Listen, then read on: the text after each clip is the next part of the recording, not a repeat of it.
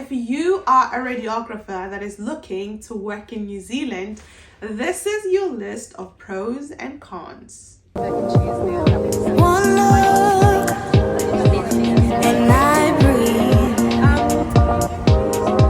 Hello everyone, welcome to my YouTube channel. On this video, we will be going through the pros and cons of being a radiographer in New Zealand. And without any further waste of time, let's get right into it. I have the list in my hand because this is the third time attempting to do this video, and with every video I had left out some or other thing, but today I have a list and we'll start first with our pros. So first on the list is it's a new country. You are going to be moving from your country to New Zealand. Therefore, it's a new country. You got a new stamp on your passport, because for most people, it's all about getting those stamps on the passport. So that is a passport stamp done. Second to that, it means you will be expanding your expertise. Different country, different working systems, different colleagues, and this puts you ahead of your peers within your own country, just the fact that you have worked outside of your own home country. The other thing that is important is the fact that radiography in New Zealand is on the green list. You're probably wondering, what is the green list? It is a list with all the career fields that are in demand and scarce in New Zealand and that are in urgent need of people to come and fill them. I think there's a way in which it is better defined, but this is the best way that I can define it. So because radiography is in the green list, it means that you have the opportunity to come into New Zealand already as a resident.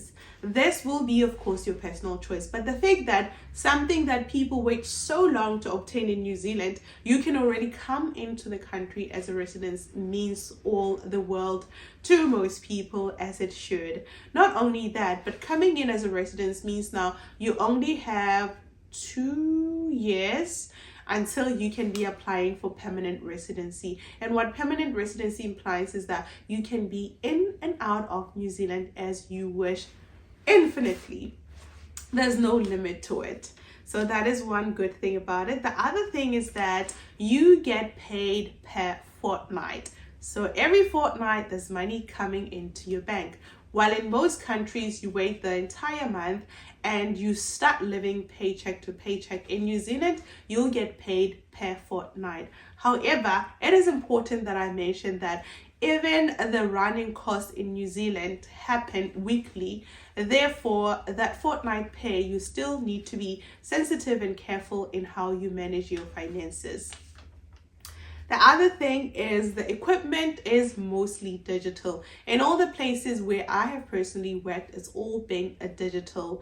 Should something get broken, it quickly gets fixed. So these are all the advantages that you can look forward to. Personally, I come from South Africa, and therefore sometimes it can be a drag getting machinery fixed. But in New Zealand, things happen very quickly. Like they always say, first world problems.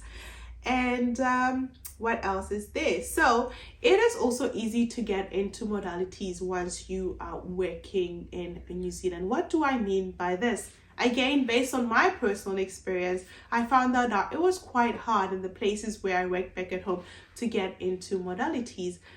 There is just not a proper way of handling who can do modalities and not.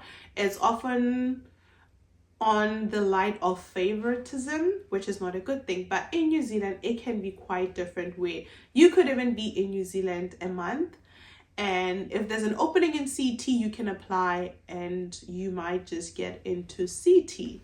So I truly appreciate that personally. The other thing is that there is fair salaries based on Apex. Apex is an organization. There's a word for it. We don't normally say organization, but it is, I don't know, it's a governing body for radiographer. What's the word? I'm sorry guys, I'm missing the English term. But Apex is like union. It's a union. So it's a union for radiographers. Therefore, it is about all things fairness. It is about bridging the gap between the employees and the employer to make sure that the employees are getting treated well, getting fair pay and fair working hours and so forth. So based on this, there's a document that they produce annually where you can look at and see, okay, I'm qualified this many years, I should be getting this much money. So again, going back to how easy it is to get into modalities, while your salary will increase per annum, your salary can also increase every time when you venture into a modality. If you'd been working general and within 2 months you venture into CT, your salary will therefore go up. You will go up in a step that you would have otherwise gone up on after a year. So that is also something to look forward to. You can get into modalities as a way of increasing your salary. The other thing is the difference between government and private in how the department is structured. When people ask me if I worked in private, I often had to stop and think about it because the environment does not really tell you that you are in government. So I have worked in government, and honestly, I forgot that I was working in a government hospital because of how good the conditions are. Like I'm saying, things are always working. If they get broken, they get fixed very quickly. The staff room, the tea room, very, very nicely structured. Again, first world things. So there isn't much difference. However, some privates, of course, step it a notch higher because they understand that they need to please their customers who are paying for the service. But otherwise, from somebody coming from South Africa who knows the vivid difference between government and private, you do not see that vivid difference when you are in New Zealand. Okay, let's see what else is here. The other thing that most people appreciate, also this list I have compiled through asking a number of people about their own experiences. So it is my own experience and the experiences of other MITs from South Africa who are now in New Zealand. The other thing is the fact that while you have your permanent job, you can also apply for casual contracts with different employers elsewhere. And this often happens when people would like to earn more money. So they would have their permanent employment and on their weekends off or maybe days off, because government works on a shift routine or schedule, and then you can be able to go work at your casual contracts and pick up other shifts from your casual contractors. And this then will be able to help you build capital. On this case, it's also important to express that the reason this happens, guys, like I said about getting paid fortnight, is that you still have to be in check of your finances. New Zealand is not a country that you come to get rich, unless if you are financially wise and you live a life that is very below average or just on average, and try not to live a soft life. But if you come over living a soft life, it might not be possible for you to still be able to save a lot of money. So one thing has to give. The other thing is that it is easy to climb the ladder. If you are in a department and they are looking for a senior radiographer, you could be 2 years out of uni. If you are the most qualified in that department, then automatically you can simply apply. And most of these senior radiography roles will open up internally, so that affords you the opportunity to can qualify for the role without somebody from the outside applying for it and getting it, because they're way much more qualified than you are. So I truly appreciate that. There is also a division for PACs. This means that if you are more interested in PACs as a radiographer than you are in the clinical work, there is this opportunity that is available for MITs to work within PACs. While of course, in the departments that I have worked personally, PACs people have not been MITs, but now as an MIT you have the opportunity to go into PACs. What I appreciate about this is with my friend, she went into PACs, and at the moment she is now I forgot what you call it, but she now works for Philips and not as an MIT. And how this happened was because she had gained the PACs experience, which now made her a suitable candidate to apply for Philips or Siemens, or what else do we have? All those other service providers. And I'm almost there with the pros. The other thing is that we have what you call mental day, not only in radiography, but in most professions, where you are allowed a day to call in and say, hey, employer, today I am not feeling my best. I would therefore like to take a mental day off. And this is not regarded as a sick day or anything like this, but it is literally what it is, a mental day off, just to take care of your mental well-being. Okay, second to mental day is the fact that in New Zealand, you are afforded as an employee 2 sick days without the need of providing a doctor's certificate. So while back at home in South Africa, people would be saying that their grandparents have died just so that they can be off work, because one, it's difficult to get leave, but two, what are you sick from? What do you mean you sick?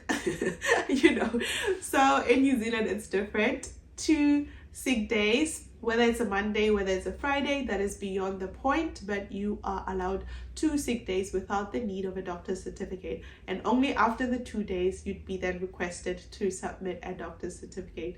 This whole sick thing is very funny for me, because obviously it is used for not sickness, but hangover vibes or exhaustion vibes. But hey, we're not here to judge. At least it's there, it's available, and you can use it to your advantage. And if you are truly sick and you don't have money to go to the doctors, at least you have those 2 days that you can be at home healing, getting better without a doctor's note. So now we're gonna get on to the disadvantages. The one major one for me personally is fatigue. Once you get to New Zealand, you're like, no, I'm okay. Things are so chilled here. 2 months later, you're like, things are not chilled here. I am tired. I am so tired. It just happens. It catches up with all of us. But then again, I guess that is just a thing with being employed, especially within healthcare. The other reason why there might be so much fatigue is the second disadvantage. Most radiography departments are highly understaffed. That means there's a lot of patients, fewer staff, and therefore you're bound to get sick. So very short staffed. However, this also brings us to the opportunities, because wherever there's weaknesses, there's also opportunities. And the short staffing means that there's more opportunities for people, radiographers around the world, to come in and work here if it's something that they're interested in. The other disadvantage that came up is feeling isolated and not included. It is hard for most people to form friendships within radiology departments, unless of course you have people from the same country as you in the department that you can form a relationship with. The third thing is there is an individualistic work structure, in the sense that there's this roster that just keeps on rotating. So at different times, you find yourself working on shifts with different people. While in some countries, for instance, South Africa in itself, if there's going to be shift work, sometimes you end up working the same shift with the same people. And this creates a sense of teamwork and unity and doing things together and supporting one another. So because of this different shift structure that is here, then it's hard to kind of find that bond with people and create that teamwork that is so much exciting. It makes you feel good to come to work when you know who you're going to be working with and it's your favorite people, and you're discussing what you're going to be eating over the shift work. So yeah, but unfortunately that is something that I hear people saying is missing here. The third thing, no, actually it's the fifth thing now already. So the fifth disadvantage is supervision. So when you're coming to New Zealand, I do not personally know who gets supervised and who doesn't. I do not get supervised. But then again, if you look at my accolades, I came into New Zealand as a Master of Radiography. I held a master's degree. Not only that, I was coming from the space of academics. So mix the academics, mix the number of years in the field, mix the fact that I hold a master's degree. I guess it's fair that I was not needing to be supervised. However, supervision is there. Some people have to go through it, 6 weeks of supervision. This supervision can either be polite or very impolite. Impolite in the sense that people can look down on you, even though you're more qualified than them. New Zealand students are very empowered in a way. I'll call it empowered, but very, very empowered, and they too can sometimes walk all over you. The idea with supervision is that you would find people that are kind, that are sensitive to the process, and are able to say, hey, this person is qualified. Just because they need supervision does not mean I can look down on them. I can make as though I'm more qualified than them, or I know more than them, but I can actually compliment where they are and ask them, what do you need help with? Are you good to do that by yourself? But for most people, the experience becomes really, really impolite in how others or their colleagues treat them. So that is not good. And also with supervision, it comes out as, how is different people getting different treatments as far as supervision is concerned? Is it because you really do not trust that I will not do a good job, but you trust that person more? Is it because that person is really proving themselves? Or again, is it like racial discrimination, ethnic discrimination? So this can really just open up a can of worms, the supervision part. So be ready for supervision. If you do happen to need supervision, be ready for it, prepare for it mentally. The last thing is that, of course, it's a different environment, working with different people, different personalities, and there could be conflict and clash.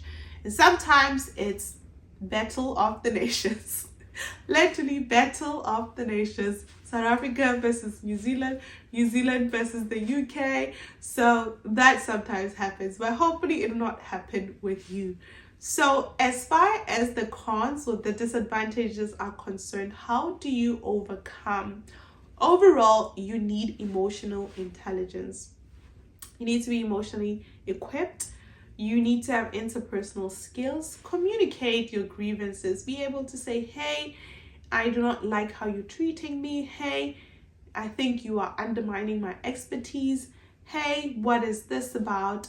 But also be able to observe and be like, okay, this is what is happening here. This is how I need to relate to this person or to this situation for your own peace of mind. The other thing in overall is that a new country is not your home country. Things will not be the same. So find ways that you can use to cope, whether it's prayer, whether it's going to church, whether it's that intimacy with God, whatever ways you generally use to overcome struggles, use those to your advantages. And yes, that is what I think you need to know before making that decision to come and work in New Zealand. But otherwise, as you saw, the pros are so long and the cons are just a few. So it's like here and here. But at the end of the day, the decision is yours. Always make sure that you are making the right and the informed decision. Thank you for your time. Thank you for your data. Thank you for your Wi-Fi. I truly appreciate it, and see you on the next video.